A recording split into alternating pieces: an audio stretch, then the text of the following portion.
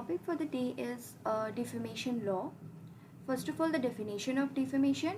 It's an act of publication of defamatory content that lowers individual or entity's reputation through ordinary men's perspective. Means किसी अगर एक ordinary man के लिए कुछ ऐसी चीज़ है जो कि किसी का रेपुटेशन लोअर कर सकता है, किसी भी इंडिविजुअल का या एंटिटी का, तो वो डिफेमेशन के अंडर आएगा. Now what is the present status with respect to this defamation law? Right now in India, it's both a civil and criminal offense. Civil under law of torts means अगर हम इसको as a civil under law treat करते हैं तो it's in the form of compensation to the victim. And under criminal offense, it's under section 499 and 500 of IPC.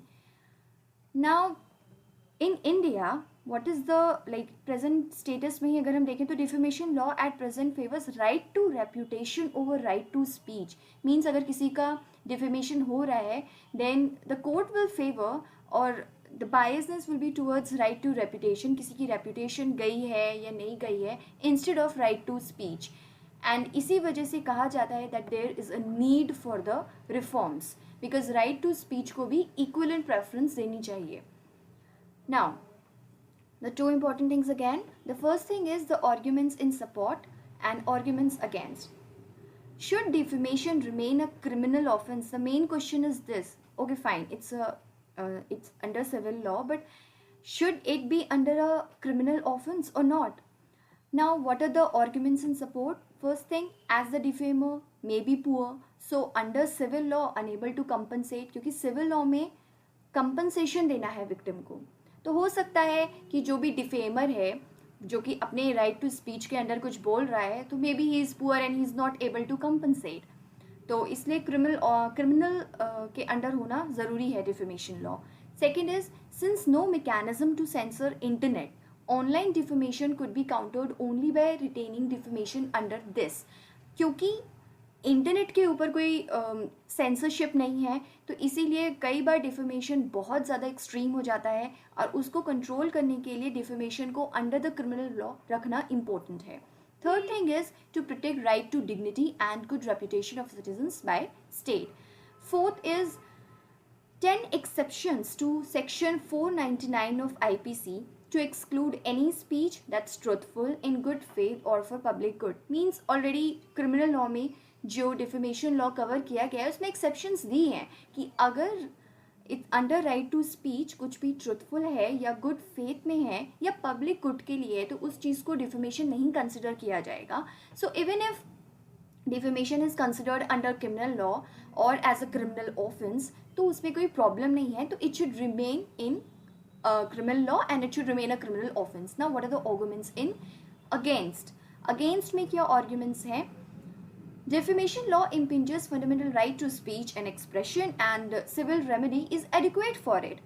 मतलब civil remedy काफ़ी है और ज़रूरत नहीं है इसको एक criminal offense बनाने की. और many countries and Human Rights Committee of International Covenant of Civil and Political Rights called upon to abolish criminal defamation. International भी ह्यूमन राइट्स कन्वेंशन और कई कंट्रीज़ बोलती हैं कि इसको क्रिमिनल डिफेमेशन नहीं कंसिडर किया जाना चाहिए and it should be abolished.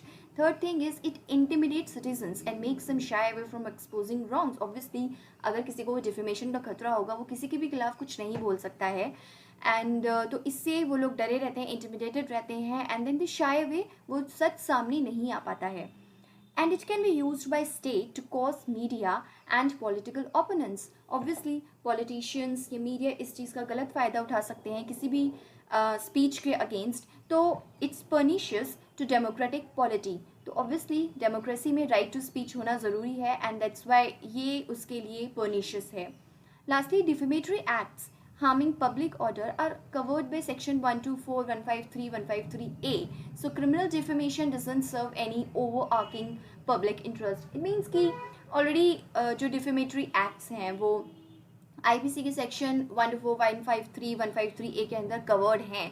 So कोई extra defamation को एक criminal offense से under criminal law रखने का कोई मतलब नहीं है. तो these are the arguments against जो हम आंसर में लिख सकते हैं. Now वे अहेड अगर हमें मेंशन करना है तो it's quite simple. Reforms to defamation via new statute. क्या रिफॉर्म्स हम ला सकते हैं डीक्रिमिनलाइज डिफेमेशन, इसको डीक्रिमिनलाइज कीजिए एंड सिविल डिफेमेशन को थोड़ा रिफॉर्म कीजिए, उसका पनिशमेंट थोड़ा इंक्रीज कीजिए. New land new laws should focus on online defamation also. That means जो इंटरनेट पे जो डिफेमेशन होता है वो सब भी इसके अंदर कवर किया जाना चाहिए डिफेमेशन लॉ के under. For any case loss to reputation must be serious and proof must be substantial. That means जैसे कि पहले बताया कि हम लोग फेवर करते हैं राइट टू रेपुटेशन को instead of right to speech. तो इम्पॉर्टेंट चीज़ ये है कि वो जो रेपुटेशन का लॉस हुआ है वो सीरियस होना चाहिए, कोई झूठ नहीं होना चाहिए एंड उसका कोई प्रूफ होना चाहिए. Truth and opinion and reasonable interference should also be made viable defense in defamation suits. Courts to hear only serious defamation cases so that unnecessary litigations ना increase हो judiciary पे और unnecessary time ना लगे justice delivery में. Lastly, अगर conclusion mention करना है आंसर में तो we can have some idea like while the right to reputation must be protected but not at the cost of right to speech, because free speech holds governments and individuals accountable and it strengthens our democracy as well. So that was all about defamation law. Thank you and please like and share.